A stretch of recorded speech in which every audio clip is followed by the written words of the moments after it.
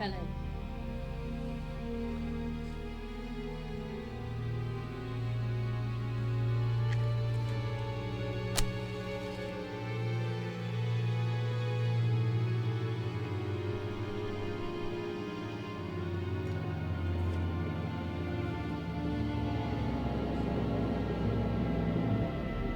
Helen. Help me. Help me, Helen, help me!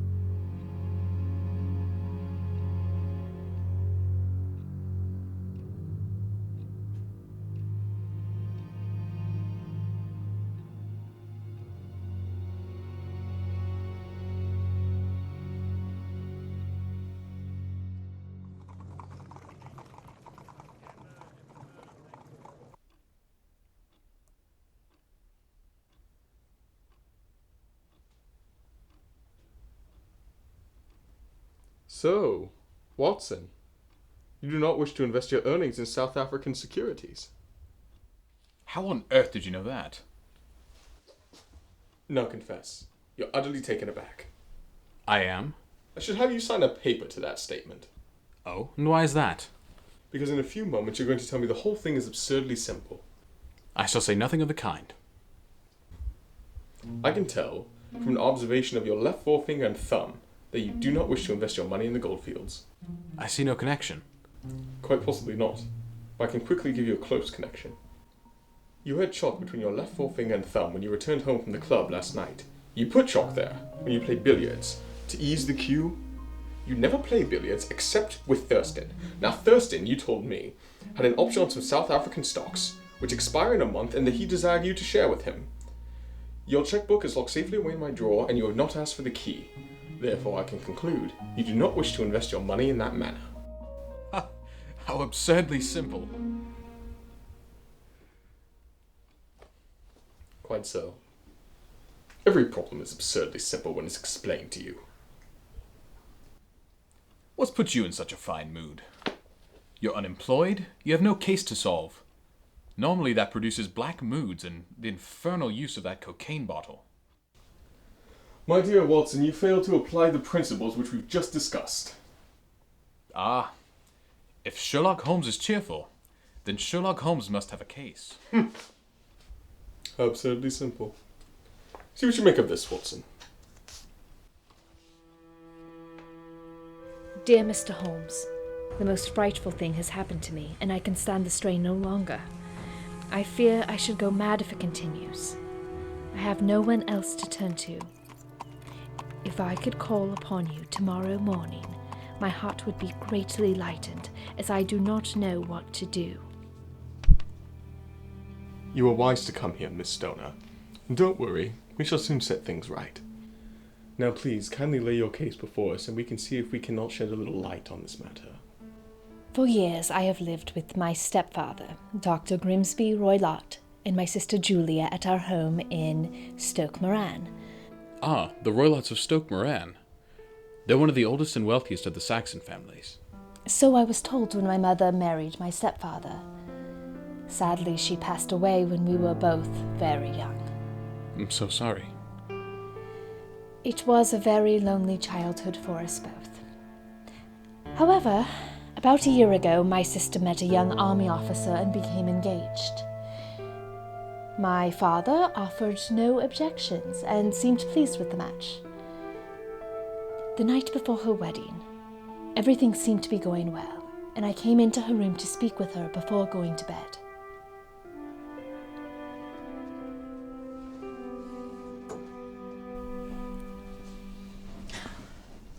It will never be the same around here without you. It's going to be alright. It won't be the same for me either. I will miss you though. But your time will come too. I know. Your fiancé promised me he'd find a staff sergeant of equal rank so you and I can travel overseas together. Oh, then I'm keeping him to his word. In the meantime, it's going to be so lonely here without you. Father still treats me like a child around the house. I'm more a servant to him than anything else. Don't worry, love. I promise it will be alright. Now, get some sleep. It's a big day tomorrow. Helen!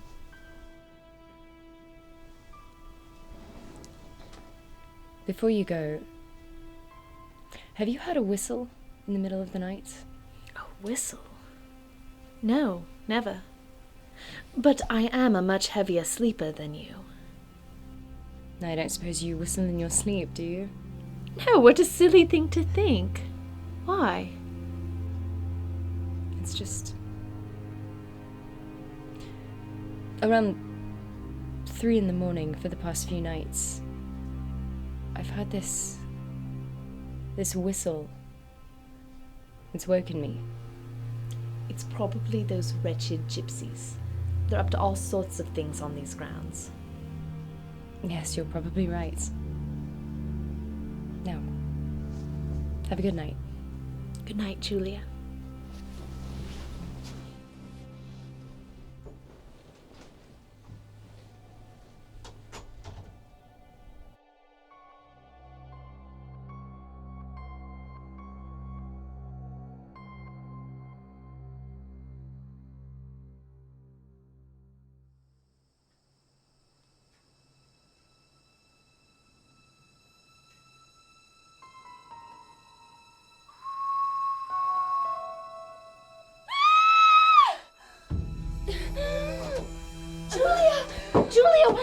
Julia!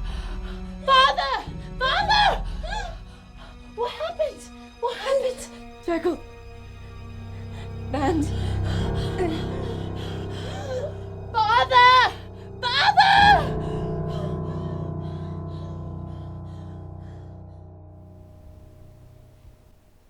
A truly horrific misfortune.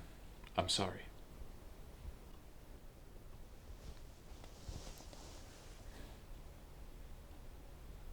And what did the police find when they arrived? They could find no mark of violence upon her. So it was poison then? No signs could be found.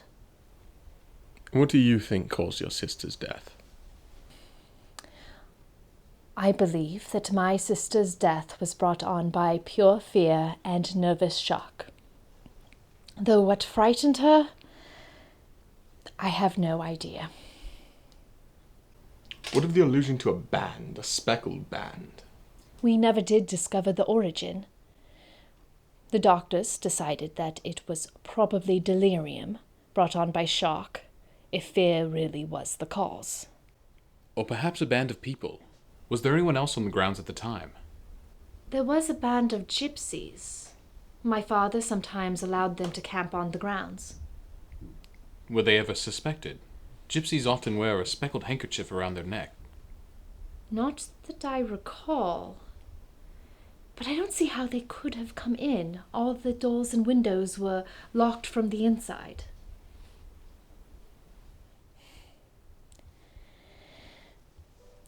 About a month ago, my life was looking up.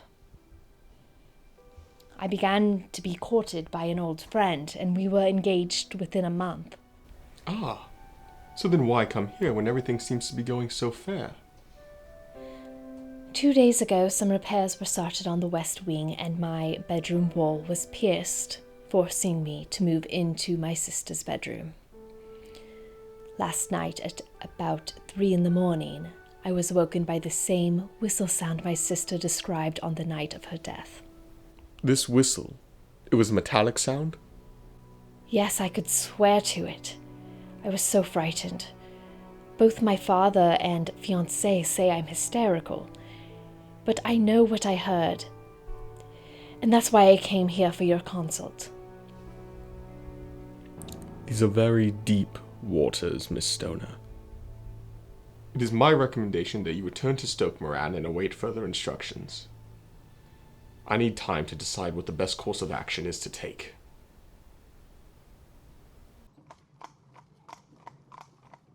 I hope that you're not adverse to a trip, Watson. I think an examination of the bedroom would do our case some good. By all means. This case holds the scent of misdirection, whether by intention or omission. If it was murder, then who would profit from such an act?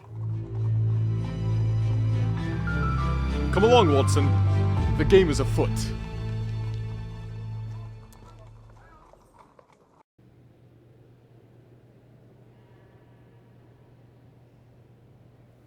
You know, it's just our luck, Holmes.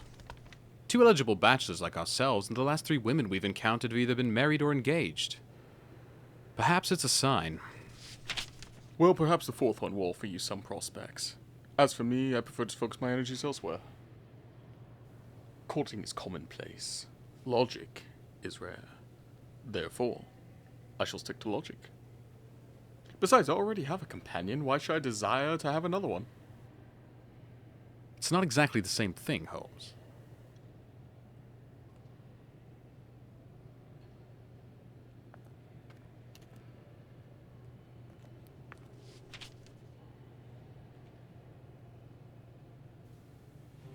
Well, it would seem Dr. Roylott's a well-traveled man. He's been everywhere from the Americas to the East Indies. Ah, here are the wills of the household of Stoke Moran. It seems there's only one from the late mother. She has a trust for a little over £1,000 that is currently in the control of Dr. Roylott. However, upon each of the daughters' marriages, 200 is to be given to each of them. Hardly seems enough to warrant murder, especially considering the Roylotts of Stoke Moran are said to be worth hundreds of thousands. Well, let's hope our trip to the household sheds more light on this affair than our trip here.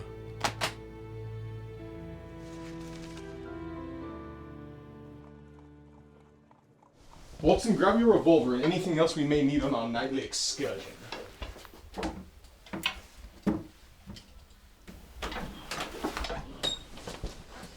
Which one of you is Holmes? My name, sir, but I'm afraid you have the advantage of me. I am Dr. Grimsby Roylott of Stoke Moran. Indeed, Doctor. Pray, have a seat. I shall do nothing of the kind. I know that my stepdaughter has been here. What has she been saying to you? It's rather cold for this time of year. What has she been saying to you? But I hear the crops promise well. You put me off, do you? You scoundrel. I have heard of you before. You are Holmes the meddler. Holmes the busybody. Holmes the Scotland Yard Jack in office. Your conversation really is most entertaining. If you would close the door on your way out, as there is a decided draft. I will leave when I have had my say. Do not dare to meddle in my affairs. I know that Miss Stoner has been here.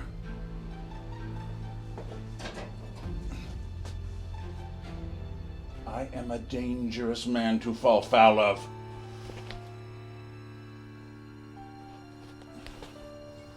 See that you keep yourself clear of my grip.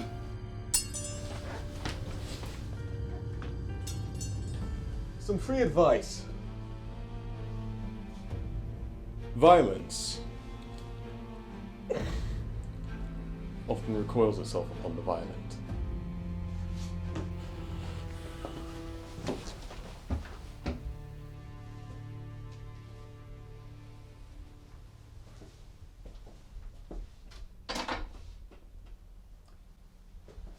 Huh, what a very amiable person. Amiable? More like brutish, if you ask me. Do you remember the marks on Miss Stoner's arm? 5 distinct bruises. It would seem our client has found her way into the doctor's grip on more than one occasion.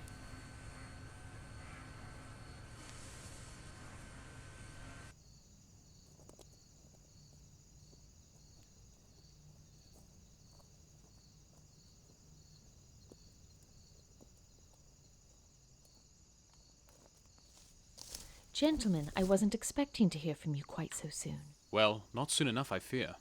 We just had the pleasure of getting acquainted with your stepfather. What? Evidently, he followed you. Not to worry, though. Holmes and I won't let any harm come to you. Since we're here, do you mind if we take a look at your sister's room? Yes, of course.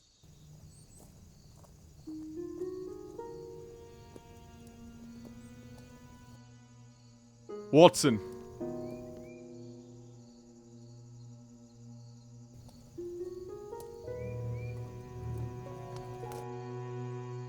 A paw print? A dog's? No claws. Miss Stoner, does your stepfather keep a large cat? Dr. Roylott has an assortment of exotic animals from his days in India, which he tends to daily. A leopard and a baboon roam the grounds freely. A leopard? Not to worry. When I saw it last, it was in a tree near its usual feeding spot, a ways away from here.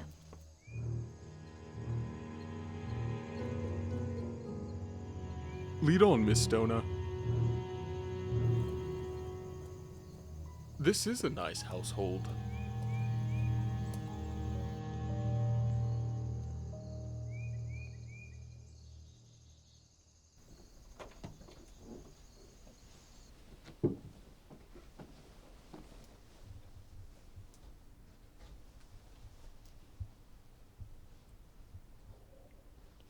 Where does that bell communicate? I honestly do not know. It seems newer than the rest of the furnishing. Yes, it was only put in a couple of years ago. Ah, your sister asked for it. No, I don't recall her ever using it. We had no servants at the time. Julie and I usually get everything for ourselves anyway.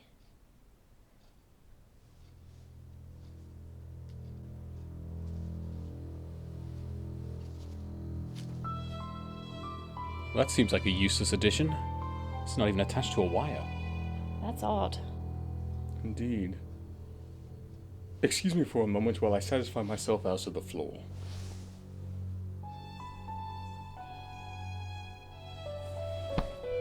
What room is on the other side of that ventilator?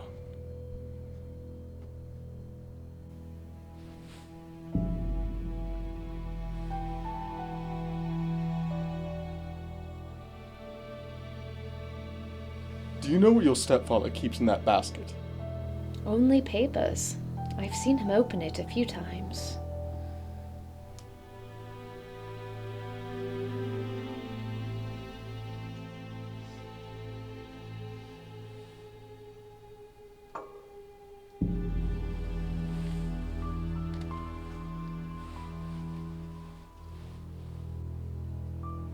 What do you make of this, Watson? I don't suppose he keeps a rat. It'd have to be a rodent of some kind to fit this leash. Mice. What, does he take them for walks?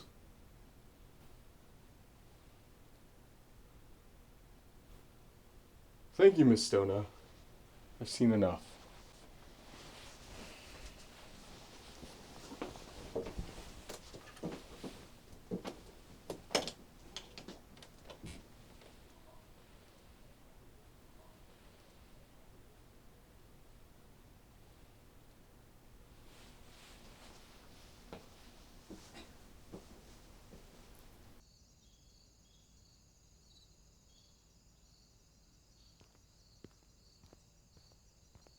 Miss Stoner, it is essential that you should absolutely follow my advice in every respect. Your very life may depend on it. I assure you, I am in your hands. First, my friend and I will need to spend the night in your sister's room. What? Now let me explain. I believe there is a village inn over there. Yes, the Crown. Very good. And your window would be visible from there. Certainly. Good. Then when your stepfather comes back, you must confine yourself in your room under the pretense of a headache. Then, when you hear him retire for the night, You must open your curtains and leave a lamp there as a signal to Watson and I. Then grab anything that you may need and move to the room which you used to occupy. I trust you can manage that for one night. Yes, of course. Excellent. If everything goes according to plan, then this should all be wrapped up by morning. In the meantime, we must eat. Watson's stomach has growled no less than 3 times since we've been here.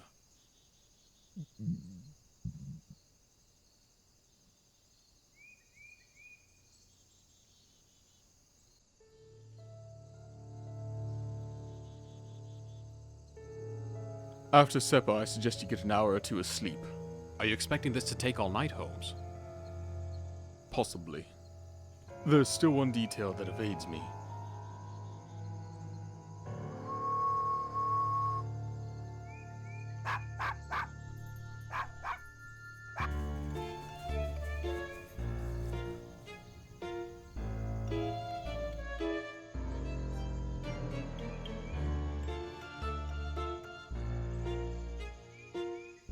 Why don't you go on over to the inn? I'll meet you there momentarily.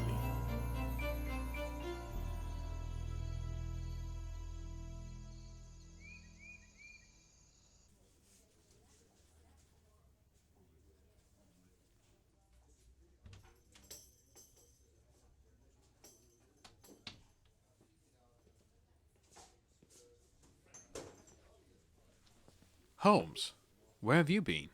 I've just spent the most pleasant evening amongst the gypsies, who were more than gracious enough to recount me with tales of the locals, including their landlords at Stoke Moran. Oh? And what did you learn? That the rich Dr. Grimsby Roylott arrived at the camp this morning to borrow a horse and saddle. Would he not have one of his own? One would think so. But it would seem that the arrangement between he and the band of gypsies is more mutually beneficial than originally thought. He needs them as much as they need him. How so? Because our good doctor is not a rich country squire, but an aristocratic pauper. He was dishonorably discharged from his post in India after beating one of his servants to death when the poor fellow was suspected of stealing from him. Good Lord. He spent the entirety of his fortune escaping a capital punishment. So, the money given to him by his wife? The full extent of his capital. So if even one of his stepdaughters were to marry, he would be cast into poverty. Oh, Watson. It is a wicked world. And when a clever man turns his mind to crime, it is the worst of all.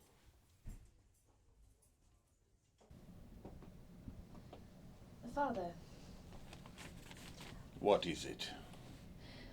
I just came in to let you know that I think I'll retire before supper this evening. I feel a terrible headache coming on. Very well, then. How was your trip to London this morning? It was uneventful. You knew I was traveling out that way. We could have ridden up together. I didn't want to bother you. You know, you look just like your mother. Really? I always thought Julia looked more like her than myself. Well, perhaps I was mistaken.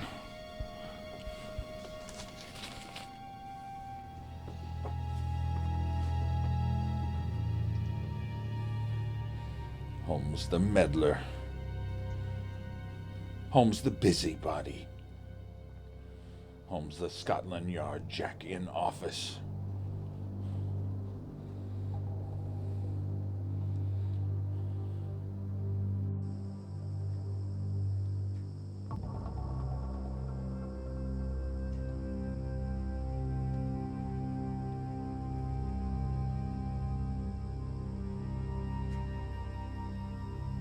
There's our signal. You must have seen more in those rooms than I did. No.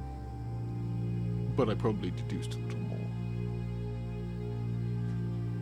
A ventilator is made, a cord is hung, and the woman sleeping in the bed below dies. I see no connection. Did you notice anything odd about the bed? It was clamped to the floor. Could not be moved. It had to remain in the same relative position to the ventilator and the rope. For that is what we may call it, as it was clearly never intended as a bell pull.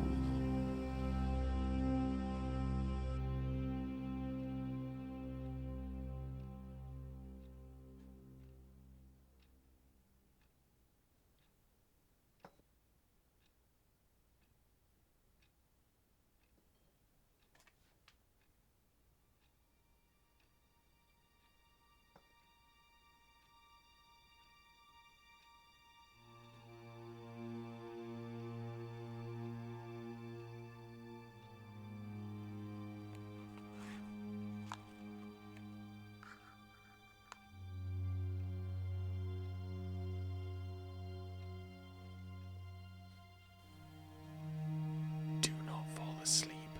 Your very life may depend on it.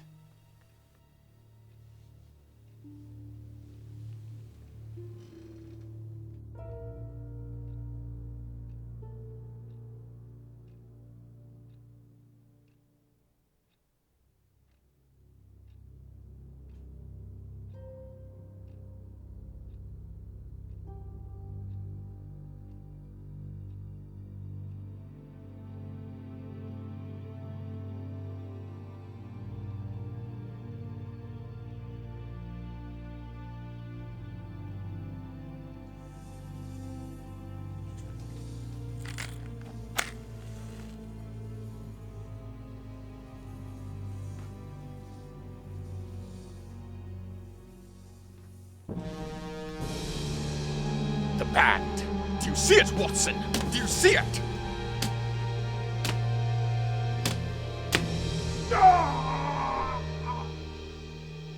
What can it mean?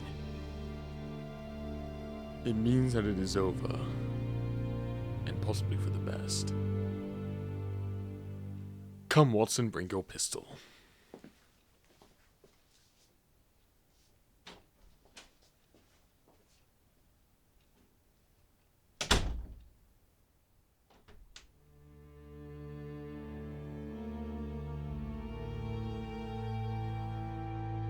Violence does, in fact, recoil upon the violent. It is a swamp adder, the deadliest snake in India. He is dead within seconds of being bitten.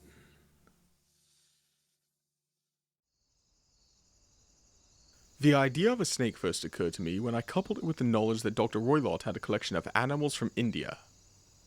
It might or might not bite the occupant of the bed. She might escape every night for a week, but sooner or later she must fall a victim. My poor sister. The snake's venom would be all but unknown to European doctors, and it would have taken a keen physician to be able to see the small fang marks left behind by the creature. But how did he train the serpent? When I observed the gypsy use a whistle to call her dog to his bowl, I reasoned that Dr. Roylott's animals must be trained in a similar fashion. I cannot express how grateful I am to you, gentlemen. It was our pleasure. I'm just sorry it came at such a cost.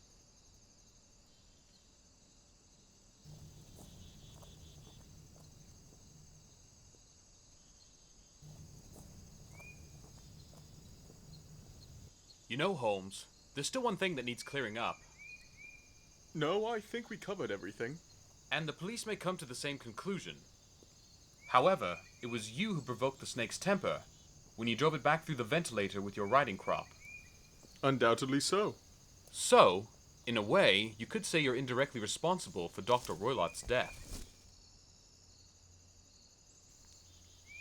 I cannot say to weigh very heavily upon my conscience.